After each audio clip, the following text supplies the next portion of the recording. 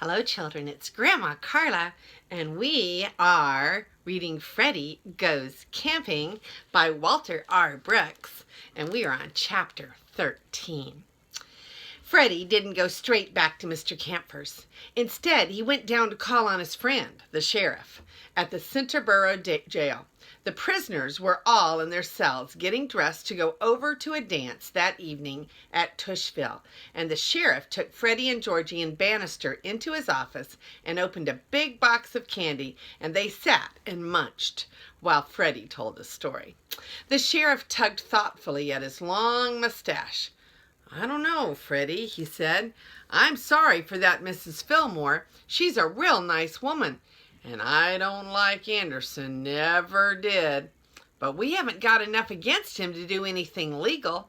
Of course, if you got something illegal in your mind, I might help you, as long as you don't tell me what it is. I'm an officer of the law, you know. It wouldn't look right if I was to go around committing crimes." "Well, they couldn't put you in jail," said Georgie, "because you're already there." "Well, that's as true as you're born," said the sheriff with a grin. "But they could take me out of jail by not electing me next year, and that would be worse."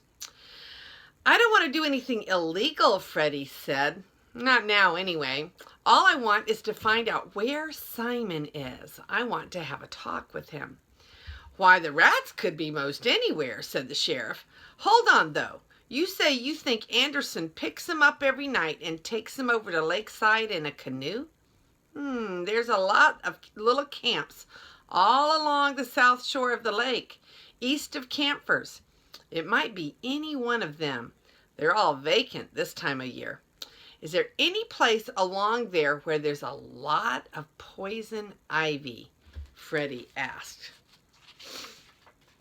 "There's little patches of it all along the shore. Say, hold on a minute. There's one camp used to belong to Herb Garble. Come to think of it, Garble bought it off of Anderson 7 or 8 years ago, but there was so much ivy round the place he couldn't use it much. He was broke out all summer. Place is abandoned now. Nobody ever goes there anymore. That's the spot I'd pick for a hideaway if I didn't mind doing a lot of scratching." "Why don't I drive you up there now?" said Bannister. "He won't be there in the daytime." "Guess I'll come along," said the sheriff. "I feel kind of out of sorts, seeing the boys all primping and prettying themselves up for the party. Kind of lonesome being left here." "Then why don't you go?" Georgie asked. "There's 2 reasons. For one thing, I'd have to wear a necktie, and it kind of shuts off my gullet, so I ain't got any conversation. For another, my kind of dancing is the old-fashioned kind, stomping and yelling and cutting pigeon wings. And folks don't seem to care for it anymore. Gone out of style, I guess, like plug hats and red suspenders." Bannister drove them up to the lake and then along the southern shore. They passed several camps and cottages and came to an open space which was covered with the shiny dark green leaves of poison ivy. In the middle of the space was a Tumbledown camp, and the ivy even twined up around the porch post and hung in festoons over the boarded up windows. It didn't look as if anybody had been there in a long time, but Freddy noticed that the path from the road up to the front porch had been kept cleared. He and Georgie got out, leaving the 2 men in the car, and walked up to the porch. "Somebody's been here not later than yesterday," said Freddy, pointing to a leaf on the path, which was crushed as if somebody had stepped on it, but still green and unwithered. The flimsy door was padlocked, but Freddy put his shoulder to it and broke it in. There were 2 rooms. There was nothing in the front one but some odds and ends of furniture. But when they pushed open the door to the kitchen, "Golly," said Georgie, "this is a regular rat haven." Sacks of grain were stacked in one corner. Several were torn open and the grain was spilled out on the floor. A half-eaten cheese was on the table, and there were piles of torn up rags along the walls. Everything was pretty dirty. Freddy stood in the middle of the floor and called, "Hey, Simon!" There was no answer. "Hey, Simon," he called again. "Do you want to get Ezra back? Mr. Aha hasn't got him anymore. I've got him. I want to make a deal with you." A gray shadow moved in the darkness of one of the holes that had been gnawed in the baseboard, and then a sharp, gray-whiskered nose and two beady black eyes poked out. "Well, well, well," squeaked the rat, "as I live and breathe, if it isn't my old guide and mentor, Freddy the Snoop. Welcome, Snoop, to Rat's Castle. How can I serve you?" "Serve him with sage and plenty of applesauce," came a voice from beneath the door, and there were loud snickers, and another voice said, "Applesauce is right. He's the boy, can hand it out. Let's have him. Let's have it, Freddy." "Look, Simon," Freddy said, "we know all about you and Mr. Aha. We know he's promised you the bean barn to live in. That's one reason you're working for him. But there's another reason. He's locked up your son Ezra, and unless you do what he wants you to do, you won't get Ezra back. Not all in one piece, anyway. But things have changed since last night. We're the ones that have Ezra now, so I think it may be to your advantage to hear my proposal." There was a lot of snickering and giggling under the floor, and a voice said, "Okay, pig, now tell us the story of the three bears." "Shut up down there," Simon snarled. Then he came out onto the floor. He sat up and drooped his head and folded his forepaws over his stomach and said humbly, "Freddy, those are words to gladden a father's heart. To know that my son, my eldest born, is safe in the care of kindly friends, that is the best news that these old ears have heard in many a day. And where is my boy? Is he well? Forgive a father's anxiety, but the thought of my own son, imprisoned, alone, despairing." He wiped away an imaginary tear. "He isn't alone," said Freddy. "Jinx is with him." "A cat? A cruel, clawing cat?" Simon groaned. "But you have promised me that you would release him, that I may again clasp him to my bosom." "I'll release him when you've carried out my orders," Freddy said. "Any bosom clasping will have to wait a while, I'm afraid.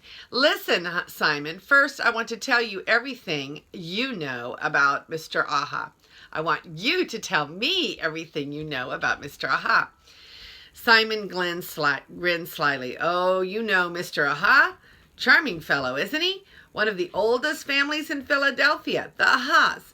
But I dare say you know him much better than I. We've merely met casually, at the club, and so on."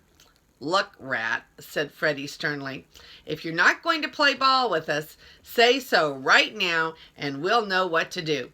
I'll just point out that Mr. Aha hasn't any hold over you anymore because he hasn't got Ezra. We're the ones that have got him, and if you ever want to see him again, you'd better do what I ask you to do." "Your threats do not move me," said Simon, striking a noble pose. "It is true that as a father, the thought of my son's peril fills me with consternation. But though I am a father, I am first an animal of honor.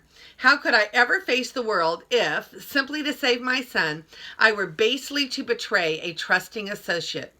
I respect you deeply. I have indeed for you our warm personal regard." "Just omit the flowers," Freddy interrupted. "The answer is yes or no."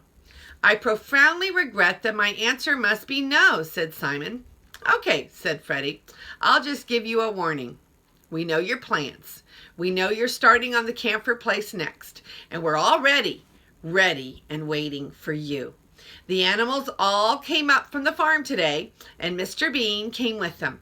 So watch yourself, rat." He turned and with a jerk of his head to Georgie, left the kitchen. Behind him, the giggling broke out again, and some of the rats began singing the old song they had made up about Freddy several years ago. "Freddy the Snoop, the silly old droop, we'll cut him in pieces and boil him for soup. Freddy the Sneak, we'll catch him next week, and after we've caught him, oh boy, how he'll squeak."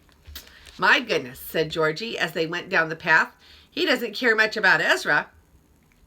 "He knows we won't do anything very bad to him," Freddy said, "and he still figures that Aha is going to win out.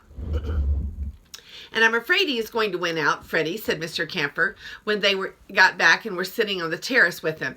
Mrs. Fillmore just called up and told me that Mr. Anderson had sold Lakeside for her. Sold it for $5,000, about a tenth of what it cost her. Here, have some fudge. He passed them a heaping plate of candy. I suppose they'll start haunting this house next. I don't think you ought to have told them that Mr. Bean and all the animals are up here, Freddie, said Georgie. We could have ambushed them if you hadn't said that. But I told Simon that on purpose, Freddie said. We can ambush them all right, don't you see? They'll tell Aha, and of course Aha will think the bean farm is going to be unprotected tonight. And my hunch is that he'll change his plans and attack there first. He'll think Mrs. Bean is all alone, and he can tear things up and scare her into fits. And that's a better place for him to fight him than here. We'll be playing on our home grounds. That was right smart of you, Freddie, said the sheriff, who had come along with them. Say, this fudge is the cat's eyeball. You make it yourself, Mr. Camper? My Aunt Minerva made it. Oh, are you sure? Said Bannister. It's not burned. The proof of the pudding is in the eating, as you said a while ago, Bannister, and I'll give you another proverb. 2 heads are better than 1. Mr. Camper smiled. Come on, I'll show you the 2 heads. He got up. And they followed him all around to the corner of the house in the kitchen window. They looked in, and Miss Minerva was at the table stirring something in the bowl, and Mr. Bean, in a flowered apron, stood at the stove. He had a spice box in one hand, and with the other was stirring a kettle of soup. He dipped the spoon in and tasted. Prime, he said. What do you think, ma'am? Just a dash more celery salt? Miss Minerva got up and took the spoon and tasted. No, she said, no. 1 more bay leaf, I think, though. She dropped a bay leaf in, and they stirred and they tasted. Ma'am, said Mr. Bean, 'tain't more'n a couple hours since I had my dinner, but I could sit down and eat the whole kettle. You're the champeen cook of the Western Hemisphere. Oh, Mr. Bean, said Miss Minerva with a simper. They've been in there swapping recipes all afternoon, Mr. Camper whispered. Funny thing is, all his praising her seems to makes her things come out better. That fudge is first class. Freddie took his notebook and went off by himself and sat down on the lawn not far from Miss Elmira's wheelchair. He had a lot of thinking to do. The notebook was indexed, and under A, for convenience in filing, he had written ants. How to get rid of. He looked at the heading for a while and made a note or 2. Then he turned to B and made another heading. Bean farm, how to protect. But to protect the farm from Mr. Aha would take a conference of all the animals. They could plan it out when they were walking home after supper, because they would have to leave Mr. Camper's before dark. So Freddie turned over to P. Poem, gloomy, for Miss E. Goodness, I feel gloomy enough, he thought. I ought to be able to write something dismal. He licked his pencil and went to work. Miss Elmira didn't look at Freddie when he sat down on the grass beside her wheelchair half an hour later. She just stared off across the lake, and you would have thought by her expression that instead of gay, sparkling blue waters, she was seeing black clouds and tornadoes and thunder and lightning. He didn't begin reading his poem to her right off. He gave a couple of deep groans, followed by a sob or 2, and then in a low voice, interrupted by very damp sniffs, he began to recite. Look on me, mournfulest of pigs. Ye birds, sit silent on your twigs. Sing not to me of joy and glee. Restrain your merry carols. My eyes are dim, my nose is red, because of all the tears I've shed. And I shall keep on shedding them in pints and quarts and barrels. I care not for these sunny hills, this garden bright with laughing rills. Grim desert waste best suit my taste, or cellars damp and dismal. I like to sob, I love to weep, and even snivel in my sleep. And when I wake, make no mistake, my grief is still abysmal. At this point, Freddie stopped reciting and appeared to break down completely. He buried his face in his handkerchief, and his shoulders shook.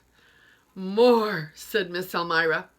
Freddie looked up at her, wiping the tears from his eyes, and there were real tears all right, because if you pretend to cry hard enough, pretty soon you get to crying in real earnest. You probably know this as well as I do. Miss Elmira was looking much less gloomy. Her eyes were bright, and the corners of her mouth had taken a slight upward turn. "More, more," she said, and pounded the arm of her chair with her hand. So Freddie went on. "And so I sit upon this shore and weep and moan and howl and roar because I hate to contemplate a scene so bright and cheery. I'll turn my back on joy and pomp and seek me out a dark, deep swamp where all the sights are blots or blights and all the sounds are dreary. And there, within that quaking bog, enveloped in unwholesome fog, alone I'll sit enjoying it while black bats flit and tumble. There'll be no sound except the plop of steady tears that drip and drop from off my nose into the ooze where alligators grumble. I'd rather be within that swamp than out where children play and romp. I hear the bullfrogs calling me, the marsh fires gleam and beckon. Oh, there I'll go, yes, there I'll go, where I can fill my soul with woe. No more I'll roam, for my true home is in the swamp, I reckon." Freddie stopped again. Miss Elmira was smiling. She put her hand up and fingered her mouth as if she wanted to feel what a smile was like. She took a little mirror out of her bag and looked in it. "Beautiful," she said, and Freddie didn't know whether she meant the smile or the poem. And then she said, "More." "I'm sorry," he said. "There isn't any more, except a sort of chorus. If only I had my guitar, I could sing it to you." He began to cry again. "But I can't play the guitar," he sobbed. "Sing away," she commanded. He sang. "So I weep, sniff, sniff. So I cry and sob and moan. In the deep, sniff, sniff, dark swamp I'll be alone." Freddie said afterwards that the sniffs, which were exceedingly damp and realistic, were what really got Miss Elmira, for she laughed right out, a thin, high cackle that appeared to surprise her even more than it did Freddie. "Sing some more," she said. "I want to hear some more." "That's all I've written so far," said Freddie. "Perhaps tonight I'll feel worse and I'll write another one for you." "Hey, Freddie," someone called from the house. He got up and excused himself. Miss Elmira held out her hand. "Thank you," she said. "Thank you very much." Freddie bowed over her hand and managed to drop a tear in it. "I'll write some more for you," he said.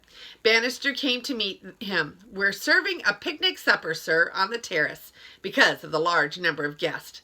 "What is it tonight, Bannister?" Freddie asked. "Singed souffle, burnt broth, scorched succotash, cinder stew?" "You're very merry, sir," said the butler. "I find that it is always the effect of sitting in while with Miss Elmira. But you'll be surprised. Your Mr. Bean has worked wonders with the cooking. Just by laying out a few compliments, the supper is excellent." And it was excellent. Mr. Camphor sat at the head of a long table on the terrace, with Mrs. Wiggins on his right, and Miss Minerva sat at the foot, with Mr. Bean beside her. The animals were seated along the sides. Bannister served dish after dish, and from the soup right through to the apple pie, not a dish was even lightly scorched. Miss Minerva chatted gaily with Mr. Bean and acknowledged with a pleasant smile the many compliments that Mrs. Camphor and the animals showered upon her cooking. "I've never seen such a change in anybody in my life," Freddie murmured to Mr. Camphor. "I guess Mrs. Wiggins had the right of it," said Mr. Camphor. "You and your Mr. Bean showed the way." Mr. Bean with his compliments. "I never praised her in my life. Now I come to think of it, I was always too scared of her." "Well," said Freddie, "it doesn't cost much to pass out a few words of praise, and it sure gets results. If Miss Minerva gets kind of mellowed down, maybe you won't be so anxious to have her go." After supper, Charles got up and made a speech, thanking Mr. Camphor for his hospitality and thanking particularly Miss Minerva for what he called her display of supreme culinary skill. As an artist, he said, in the field of food, she ranks among the great names of all time. For such a dinner as we tonight have had the privilege of adding to the memories of great meals of the past can only be considered a high work of art. Not Rembrandt, nor Shakespeare, not Beethoven have ever risen to such heights, and we pay tribute to her, not only as artist, but as a great lady. In that field, too, she reigns supreme. Before her, queens bow the knee, empresses topple from their thrones, duchesses and countesses fall flat on their faces. The brightest stars in the heavens of femininity go pop and expire. Ladies and gentlemen, animals, birds, insects, if any, I call for 3 cheers for that fairest flower of the Camphor clan, that pearl beyond price, Miss Minerva Camphor.